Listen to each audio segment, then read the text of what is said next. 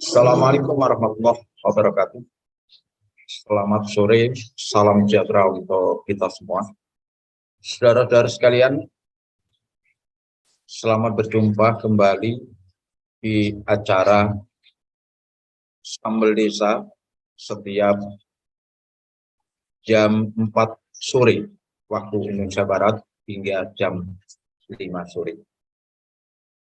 Khusus untuk hari Kamis, sebagaimana biasa, kita akan belajar bersama-sama dengan saya sebagai pengelola Pusat Bimbingan Teknis Padepokan Literasi Nusantara, atau yang lebih dikenal dengan Puspintek Palira. Pada sore hari ini, kita akan belajar tentang bagaimana menyusun keputusan kepala desa. Baiklah, saudara sekalian, saya mulai untuk menjelaskan agar nanti dalam pembahasan atau diskusi bisa lebih enak dan lebih dinamis.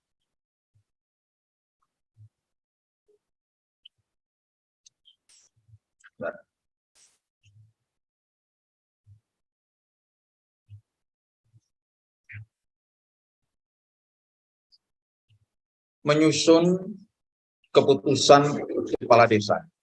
Saudara sekalian, sebelum saya mulai untuk menjelaskan pesan saya, harapan saya di samping juga sering mengunjungi website atau channelnya Sambal Desa, Desa Institut ataupun TV Desa. Jangan lupa pula juga sering atau rajin mengunjungi website Puspintek Palira. Insya Allah di dalamnya artikel tentang desa cukup bisa menjadi bahan pembelajaran bagi kita semua. Di samping itu di grup Facebook Puspintek, akun Facebook saya untuk Puspintek Palira dan grup Gerakan Desa Merdeka. Twitternya adalah PP Palira atau P Palira. Jadi data ini insya Allah juga Puspintek Palira juga ada channelnya. Silakan rajin untuk dikunjungi. Baiklah, dalam pembahasan ini saya merujuk pada dasar hukum selain daripada Undang-Undang Nomor 6 Tahun 2014 dan PP 43 serta aturan perubahannya, juga Permendagri Nomor 111 Tahun 2014. Di samping itu, perlu juga kita rujuk pada peraturan daerah yang ataupun Perbup, ataupun juga adanya peraturan tematik dari kementerian atau lembaga sektoral. Karena keputusan desa ini, keputusan kepala desa ini kadang juga muncul atas perintah daripada peraturan dari kelembagaan atau badan. Jadi selain daripada kementerian sektoral. Di samping itu Perda dan Perbup daerah masing-masing yang terkait dengan perintah dibuatkan atau diterbitkannya keputusan kepala desa. Yang terakhir adalah Perdes maupun Perkades yang mengamanatkan diterbitkannya keputusan kepala desa. Nah, ini adalah dasar-dasar hukum atau rujukan-rujukan yang bisa kita pakai di dalam menyusun keputusan kepala desa. Sebagaimana pada pembahasan yang lalu terkait dengan peraturan kepala desa maupun peraturan desa, saya tetap mengingatkan adanya asas pembentukan peraturan di desa termasuk keputusan di desa. Adanya 7 asas ini mari tetap kita jadikan pedoman agar keputusan kepala desa ini tepat dan benar, tepat dan bagus. Karena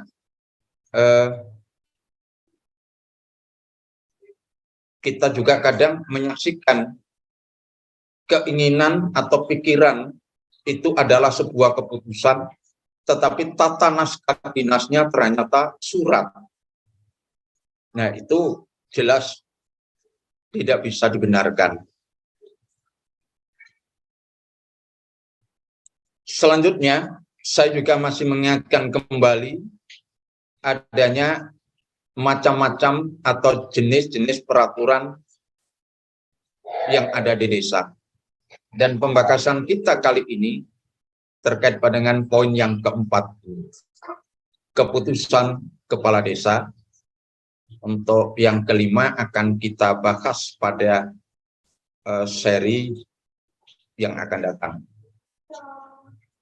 Saudara sekalian, lebih lanjut lagi juga saya mengingatkan kepada kita semua bahwa di dalam membuat sebuah peraturan di desa itu jangan lupa juga selalu memperhatikan landasannya, baik landasan filosofisnya, landasan sosiologisnya, maupun landasan yuridisnya. Ini. Agar apa? Kita tidak salah di dalam membuat sebuah aturan. Agar tidak terjadi adanya peraturan yang diskriminatif. Adanya peraturan yang bernuansa mementingkan diri sendiri atau kelompok. Adanya pengaturan yang mengesankan untuk memberikan peluang pada satu keinginan tertentu, yang mana itu bukan kepentingan atau keinginan atau kebutuhan daripada masyarakat. Finalnya atau muaranya adalah bahwa landasan-landasan ini demi kepentingan masyarakat secara menyeluruh. Dan fase atau tahapan-tahapannya di dalam peraturan di desa itu sama. Dimulai dari 5 fase ini: perencanaan, lalu pembahasan, kemudian penetapan, pengundangan, lalu penyebarluasan. Untuk keputusan kepala desa ini yang bersifat mengatur, maka ini berlaku. Tetapi yang bersifat penetapan, maka tidak seluruhnya ini berlaku. Baiklah, sekarang kita masuk pada inti keputusan kepala desa, bagaimana alur penyusunannya. Saudara sekalian, keputusan kepala desa kita dapat membaginya menjadi 2 macam. Ada keputusan kepala desa yang bersifat atau berisi pengaturan, dan ada keputusan kepala desa yang berisi penetapan. Keduanya ini mari kita pelajari satu persatu alur penyusunannya. Di dalam membuat peraturan keputusan kepala desa yang bersifat mengatur, ini latar belakang atau yang memerintahkan ini agar dibuat bisa terjadi dari antara 1 dari 4 hal. Pertama adalah adanya peraturan di atasnya yang memerintahkan agar diatur atau ya diatur dengan keputusan kepala desa. Yang kedua, adanya perdes yang memang mengamanatkan. Lalu yang ketiga, adanya perkades yang memerintahkan atau mengamanatkan atau mendelegasikan. Dan yang keempat adalah adanya kepentingan masyarakat yang memang harus dibuatkan keputusan kepala desa. Nah, di dalam menyusun peraturan ini, ketika kepala desa berkehendak menerbitkan keputusan kepala desa, maka kepala desa akan memerintahkan kepada sekretaris desa untuk menyusun rancangannya.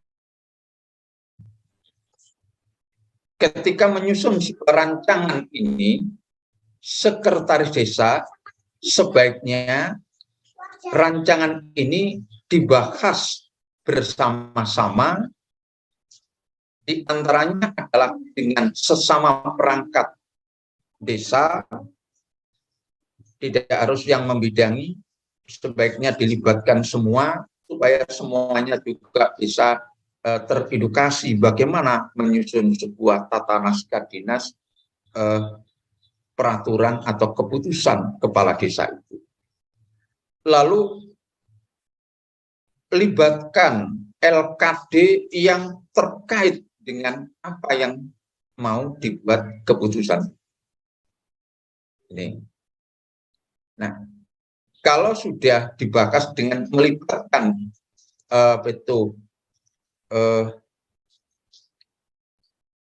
perangkat desa maupun LKD, bisa jadi juga ini ditambahkan, undang atau libatkan, mintalah pendapat atau masukan atau aspirasi dari kelompok tertentu di masyarakat yang kebetulan terkait langsung dengan keputusan kepala desa yang akan dibuat. Kenapa? Mereka nanti yang ada di lapangan bisa jadi menjadi subjek pelaksananya, atau bisa juga mereka menjadi objek pelaksanaannya. Maka libatkan mereka untuk menyusun rancangan. Nah, kalau rancangan sudah dibahas, selanjutnya rancangan ini disampaikan oleh sekretaris desa kepada kepala desa untuk ditetapkan. Setelah ditetapkan, maka sekretaris desa yang bersifat pengaturan maka ini harus diundangkan dalam berita desa. Setelah itu baru disebar luaskan. Itu alur di dalam penyusunan keputusan kepala desa yang bersifat pengaturan. Lalu bagaimana keputusan kepala desa yang bersifat penetapan? Alurnya sebagai berikut.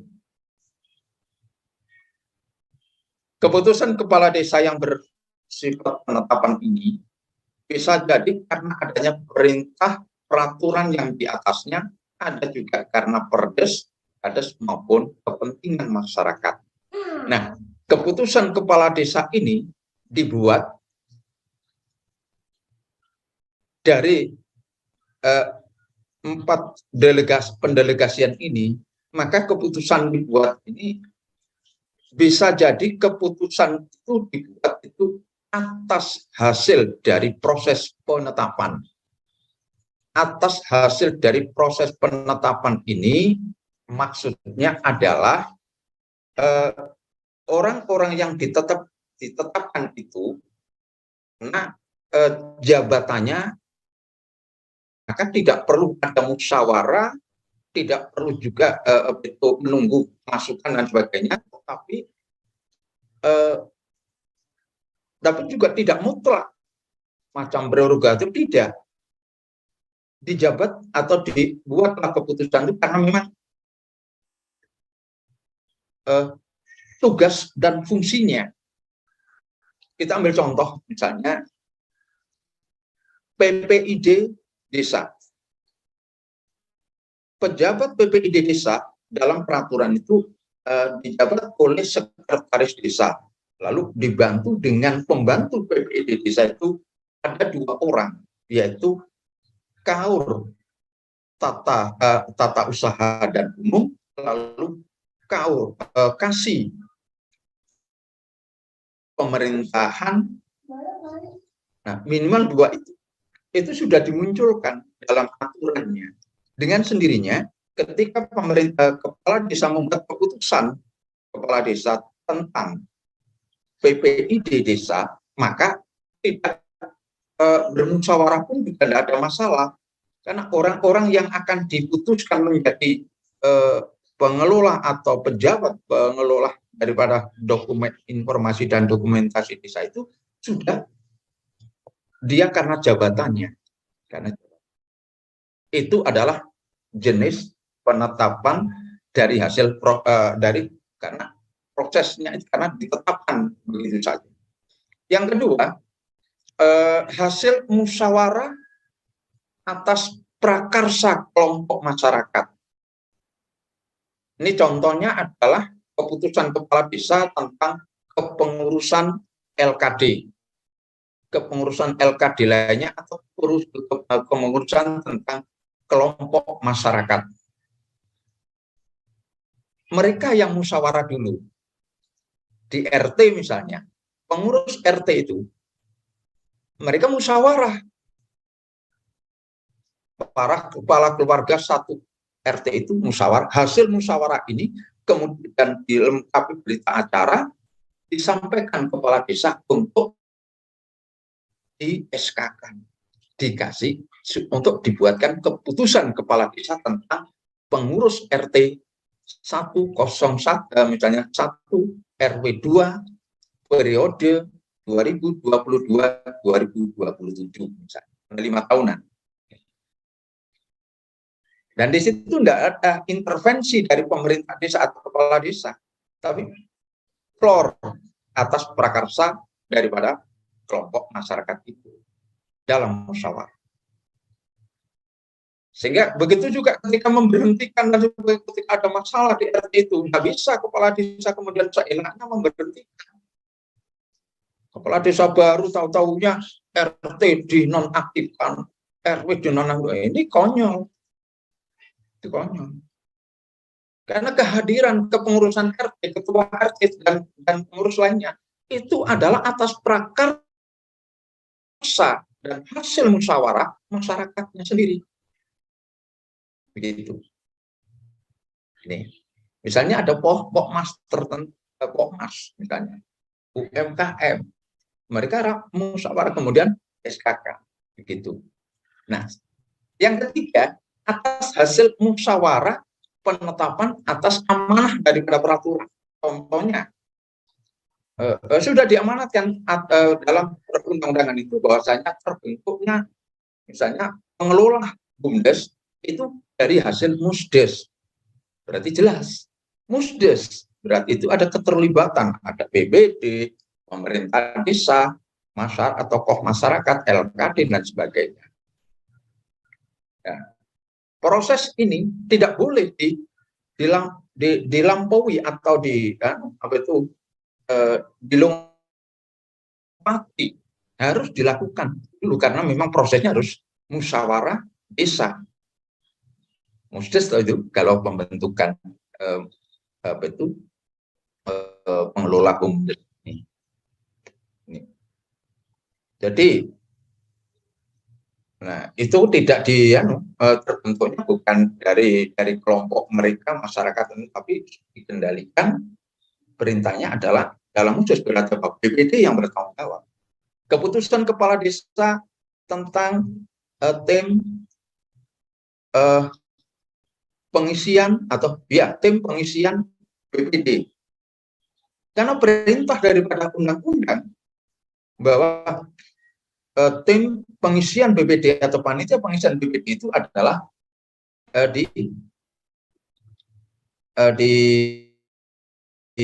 dibuat oleh kepala desa berdasarkan musyawarah. Itulah saudara sekalian. Nah, setelah menjadi keputusan kepala desa penetapan, maka setelah disepakati maka ditetapkan. Nah, ditetapkan ini biasanya karena ini penetapan, maka ada kegiatan setelah penetapan itu, yaitu adanya peresmian atau pelantikan. Tuh. Nah, periodisasinya atau masa orang-orang yang mendapat yang kemana keputusan tadi itu ada masa tertentu dan dihitung sejak pelantikan, tidak dihitung sejak ditetapkan. Terpautnya gimana? Nah, ada beberapa hal yang itu memang harus diatur dengan peraturan desa. Misalnya itu kalau ini dari susunan daripada LKD masing-masing LKD, kemudian itu harus dipertegas kembali di Perdes, kemudian lagi Perdes tentang pengangkatan dan pemberhentian staf perangkat desa dan staf administrasi BPD. Maka harus dibuat dulu di situ sistemnya bagaimana aturannya. Maka disitulah nanti keputusan kepala desa akan mengacu pada poin-poin yang diatur dalam peraturan desa tersebut. Nah, keputusan kepala desa yang bersifat penetapan ini dibuat dengan rangka 3.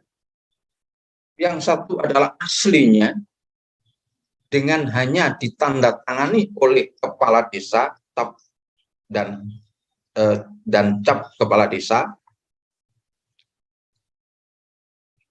Kopnya adalah lambang logo Garuda berwarna. Kemudian sekretaris desa akan menyalinnya. Salinan ini itu logonya adalah hitam putih, tidak berwarna. Kemudian kepala desa tidak ada tanda tangan, tidak ada cap atau tidak ada stempel, cukup TTD. Tetapi sekretaris desa ada stempel sekretariat desa, lalu ada tanda tangan dan nama sekretaris desa. Salin sebagaimana aslinya pada tanggal sekian oleh sekretaris desa. Itu. Nah, yang asli tadi digunakan sebagai arsip dokumen desa, tidak dibuat ganda, hanya satu eksemplar. Sedangkan yang salinan ini adalah untuk laporan, untuk pemberitaan atau diberikan pada pihak lain untuk diketahui atau sebagai laporan. Lalu kepada yang bersangkutan yang ditetapkan di dalam keputusan itu, ini dibuatkan petikan. Karena di desa petikan ini dibuat oleh sekretaris desa juga. Berbeda dengan kalau itu tingkat kabupaten ke atas, petikan bisa dibuat di bawah sekda,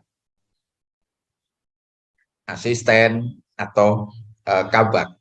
Tetapi kalau di desa cukup antara salinan dan petikan itu ditandatangani dan cap yang sama, yaitu sekretaris. Capnya atau stempelnya ada sekretariat.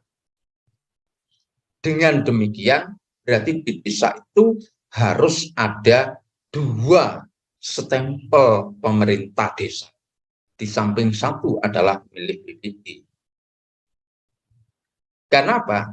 Sebuah peraturan di desa itu, aturan apa saja di desa itu tidak bisa diberlakukan apabila belum diundangkan. Kalau untuk perdes, permakades, perkades, jika belum diundangkan oleh sekretaris desa, tentunya dengan stempel sekretariatnya, bukan stempel kepala desa. Stempel kepala desa itu hanya dipakai oleh kepala desa sendiri. Apakah boleh AN? Tidak bisa. AN siapa? Kalau AN itu AN kepala desa sekretariat, maka stempelnya sekretariat. Stempel kepala desa itu hanya untuk naskah yang berbunyi kepala desa, nama kepala desa itu, tanda tangan kepala desa itu. Nih, soalnya ini masih banyak daerah-daerah itu yang desa itu hanya ada satu stempel. Kalau ada satu stempel berarti seluruh peraturan di desa itu adalah cacat hukum. Pasti tidak ada stempel sekretariat atau pengundangannya tidak pakai stempel sekretariat. Itu. Baik, kita lanjut. Nah, sekarang posturnya atau kerangka strukturnya keputusan kepala desa itu sama dengan peraturan lainnya, ada nama atau judulnya, ada pembukaannya, ada batang tubuh, lalu penutup. Kalau lampiran ini bila diperlukan. Kalau penetapan pasti ada lampiran. Itu belum tentu ada lampiran. Ada yang keputusan hanya satu lembar saja atau dua tanpa lampiran, karena penetapannya hanya untuk satu orang, biasanya tanpa lampiran. Nih, kalau ketetapan penetapan itu adalah kolektif, biasanya pakai lampiran. Nah, judul. Nah, ini saya contohnya seperti ini gambaran tentang tim penyusun anggaran pendapatan dan belanja desa. Ini kalau keputusan kepala desa berarti tentang tim. Oke. Pembukaannya tidak beda dengan peraturan desa, adalah adanya bentuk pembukaan mulai dari keputusan itu ada catatan pembentuknya, kemudian konsiderannya, dasar hukumnya, yaitu mengingat dan memperhatikan. Ini jika diperlukan. Jadi kalau perdes di desa itu sangat perlu dasar hukum itu tidak hanya mengingat tapi ada memperhatikan. Memperhatikan ini yang diambil adalah keputusan BPD tentang persepakatan atas nomor sekian. Nah, itu supaya tidak terjadi ada perilaku atau tahapan yang tidak lengkap. Maka kalau berdasarkan musyawarah dari misalnya pembentukan tim ini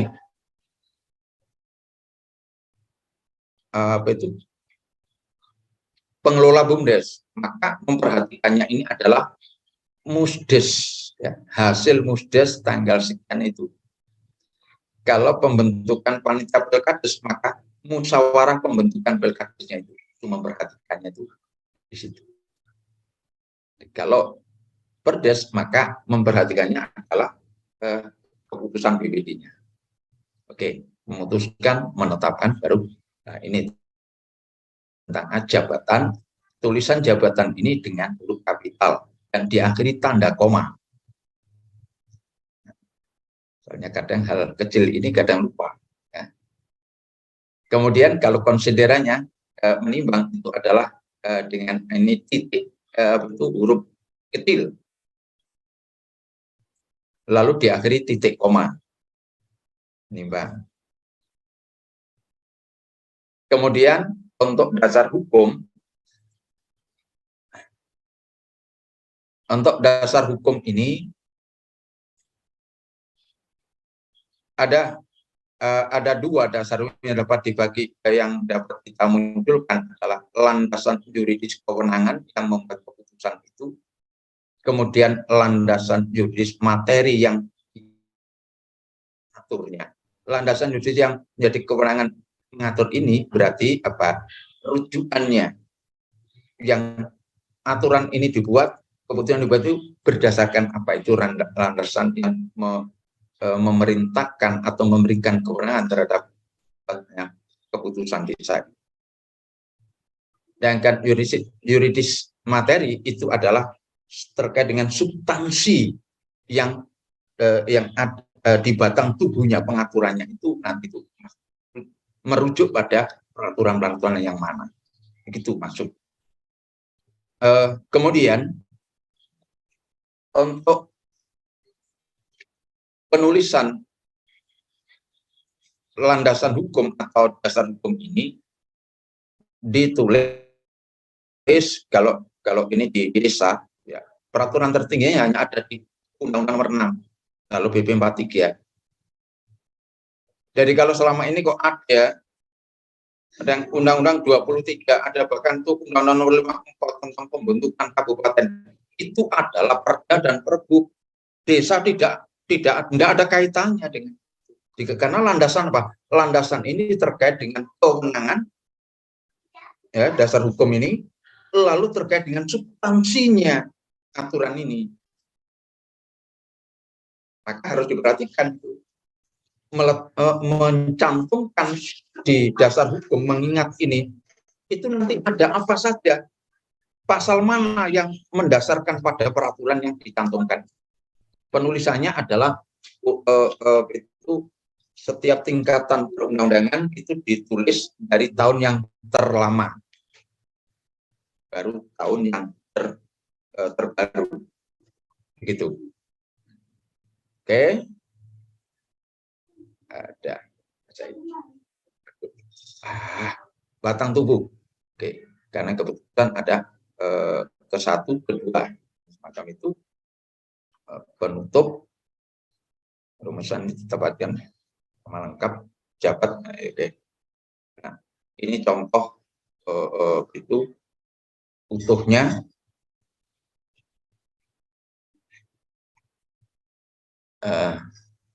Ini ya, contoh utuh ini ya, urut-urutannya mulai. Nah, ini batang tubuhnya, dan ini. Nah, inilah. Kalau asli hanya ini, tapi kalau salinan ini dan ini. Petikan ada ini. Itu saudara sekalian yang saya jelaskan tadi. Baik, terima kasih. Saya Gal'amah menjelaskan ini karena saya ingin lebih detail. Tapi kalau ada pertanyaan, monggo. Mungkin ada yang kurang jelas, saya silakan. Saya stop dulu untuk share-nya ya. Dan materi saya share lagi biar di chat room bisa di download. Monggo, silakan. Jeng Tias sudah hadir, Mas Dandi? Belum. Karena belum, maka tanpa moderator, tanpa host, bisa langsung kalau ada yang ingin bertanya, silakan raise hand, open video, open. Silakan.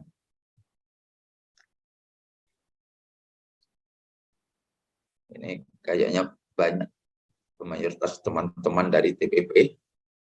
Ini ya walaupun tidak sampai ke tata kelola benar, tapi juga sangat penting diketahui.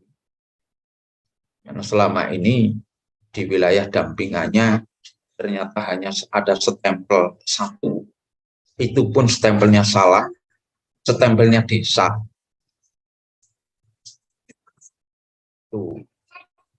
Sebenarnya kalau stempel penduduk desa, misalnya itu kop suratnya juga desa, itu salah.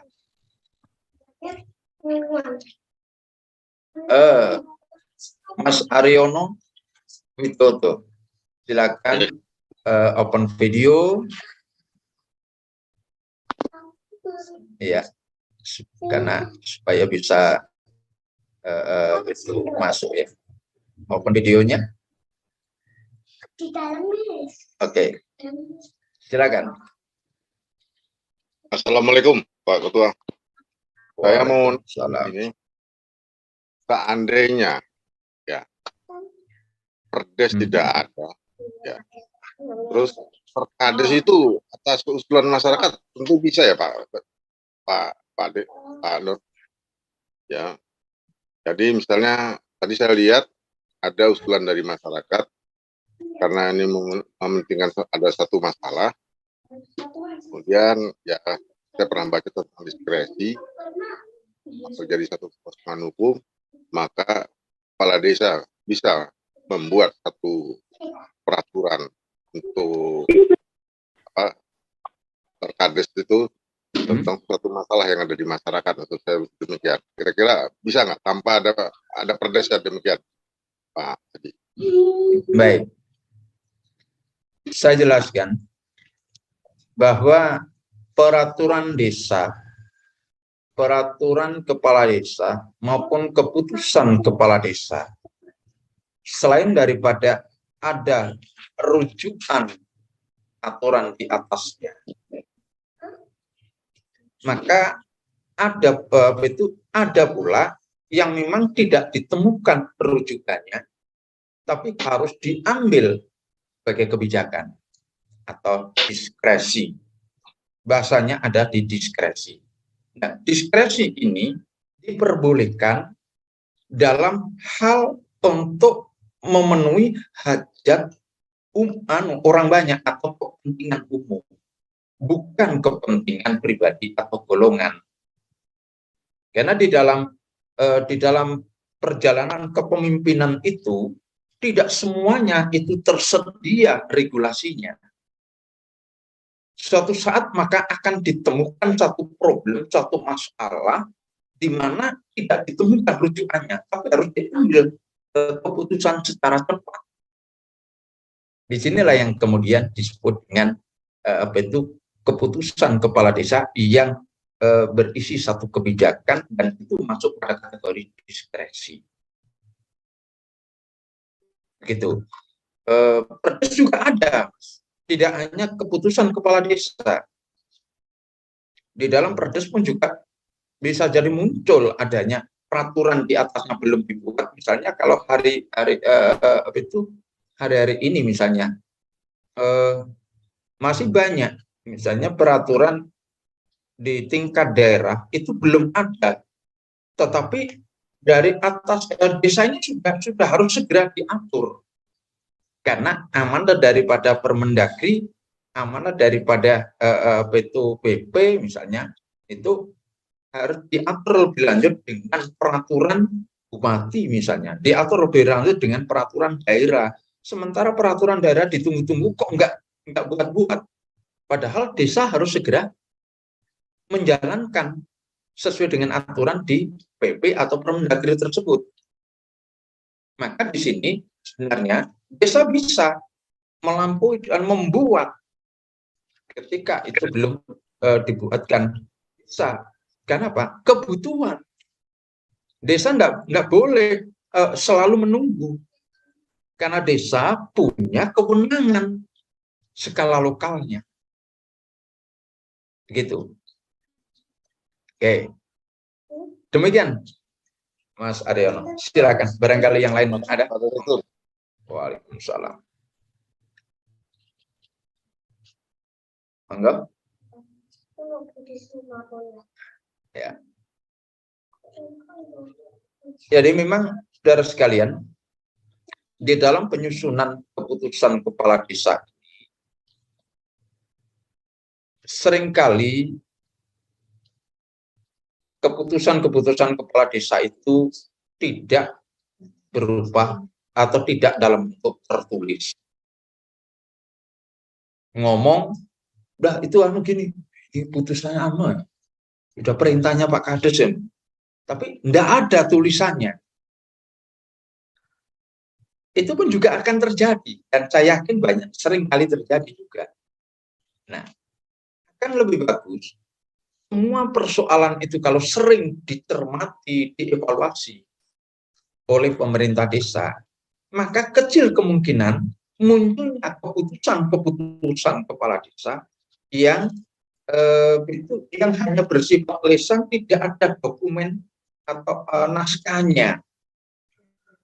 Tuh. Padahal sekecil apapun keputusan itu harus memenuhi syarat hukum administrasinya. Karena bukti administrasi itu adalah bagian hal yang mutlak tidak bisa digantikan. Tuh. Ya, misalnya kalau teman-teman di TPP ini ketika sekarang sibuk dengan sertifikasi. Kalau hanya sekedar cerita saja pasti tidak dipercaya. Tapi harus ada bukti-bukti, dokumen-dokumen sebagai pendukungnya. Apa yang Anda ceritakan, apa yang Anda kerjakan. Hanya misalnya mengerjakan ini, tanggal ini, mana buktinya, mana dokumen atau hal yang bisa mendukung bahwa Anda benar tanggal sekian itu melakukan ini. Itu. Ya, ini penting banget karena hukum itu ada apa itu dari sisi administrasi itu juga hukum. Karena di negeri ini kan ada hukum administrasi, hukum pidana, hukum perdata. Artinya bahwa terkait dengan administrasi itu pun juga ada peradilannya sendiri, PT UN, ya kan? Itu. Ini itu, saudara sekalian, ada yang bertanya? Barangkali, monggo. Saran saya saja bahwa nanti akan kita bahas tersendiri sebenarnya terkait dengan tata nasihat dinas tentang itu adanya stempel tadi itu. Saran saya saja teman-teman, desa ya desa yang masih baru menggunakan satu stempel, hanya stempelnya kepala desa, apalagi kalau itu hanya berbunyinya stempel itu ternyata tidak kepala desa tapi desa, itu jelas stempel ini salah. Karena stempel itu menunjukkan jabatannya. Jika ini komunal, maka menunjukkan pada kata yang memberikan petunjuk tentang komunalnya. Misalnya ada misalnya DPP pengurus ini. Nah, maka itu tetap kan orangnya kan, bukan organisasinya. Tuh. Kalau sekretariat desa A, bahwa itu adalah menunjukkan bahwa sekretariat itu ada sekdes, kaur, kasih, kasum. Sekretariat itu ada sekretaris, ada kaur, kasih, kasum. Kop suratnya pun juga sama, harus 2. Ini kalau kesalahan administrasi semacam ini soalnya akan berakibat fatal. Kenapa ini saya ungkap juga? Karena peraturan desa, peraturan bersama kepala desa, peraturan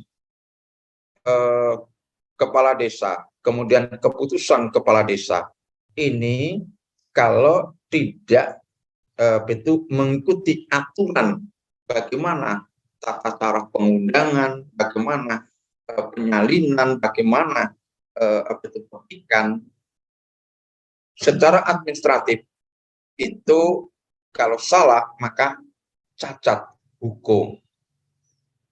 Cacat hukum.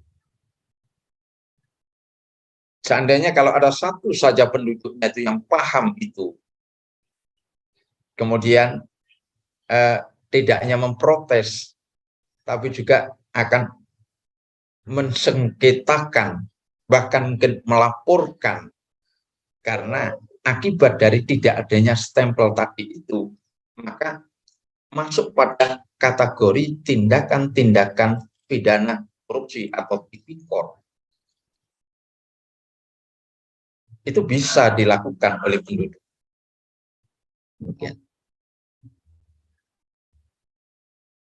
Maka saya tekankan, saya sarankan kepada kawan-kawan, kalau kebetulan menemukan desa-desa yang sebagaimana saya jelaskan tadi, dibantulah untuk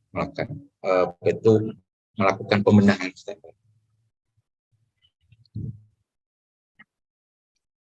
Baiklah, saudara sekalian, jika memang tidak ada yang ditanyakan, maka saya pesan akhir pada saudara sekalian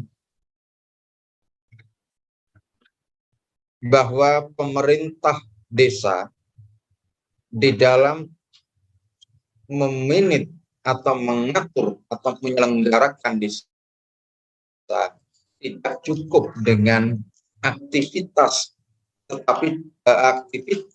di lapangan, tetapi justru dimulai dari aktivitas administrasi, aktivitas tata naskah dinas, dan kegiatan yang ada di lapangan itu selalu harus berdasarkan aturan yang telah disepakati di desa. Salah satunya adalah adanya keputusan kepala desa. Oleh karenanya, marilah kita benahi satu persatu tata kelola desa ini, khususnya terkait dengan tata kelola regulasi, mulai yang saya jelaskan kemarin adalah peraturan desa, peraturan bersama kepala desa, peraturan kepala desa, lalu keputusan kepala desa. Dan yang kelima nanti kita akan bicara tentang keputusan Badan Permusyawaratan Desa. Kita benahi bersama, kita bantu bersama agar desa-desa di Nusantara ini segera memahami dan bisa mengimplementasikan bagaimana mengatur tata kelola desa yang baik dan benar. Terima kasih, saudara sekalian.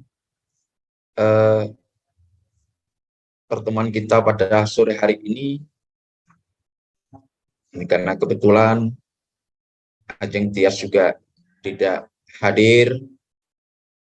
Saya lupa ingat, jika salah nanti jangan diketawakan. Biasanya mengakhiri acara ini dengan bahwa salah satunya yang saya ingat itu adalah siapapun kita, dimanapun kita, bahwasanya di dalam belajar berdesa ini harus betul sungguh-sungguh, dan jika ada persoalan apapun, intinya adalah jangan berperang. Ya, kira-kira seperti itu. Jika ini kurang pas, maka mohon karena saya tidak menghafal itu. Terima kasih.